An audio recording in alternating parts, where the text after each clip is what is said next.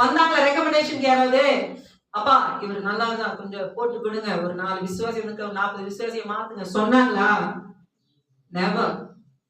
ஏன் பேச மாட்டேங்கிறோம்? அந்நிய பாஷை நீங்க பேசுவீங்க, பிசாசு உங்ககிட்ட நிக்க முடியாது. அவன் உங்களுக்குள்ள வச்சிருக்கிற எல்லா கிரியைகளும் அறுப்புண்டு போகும்.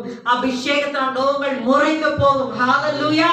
கர்த்தருடைய ஆவியானவருக்கு தெரியும் உங்களை சுற்றி என்னென்ன காரியங்கள், என்னென்ன லிங்க்ல அவன் வந்து சூழ்ச்சி படிக்கிறது அதெல்லாம் தெரிவிட்டு போய் தண்ணீர் உடைந்து ஓடுகிறது போல கர்த்தரின் சத்துக்களை உடைத்து ஓட பண்ணினார். ஹalleluya.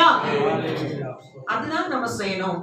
நம்மளை சீர்படுத்துகிறது, ஸ்திரப்படுத்துகிறதுக்கு, நிலைநிறுத்துறதுக்கு நம்ம ஆண்டவரோட கொஞ்சம் அப்படி.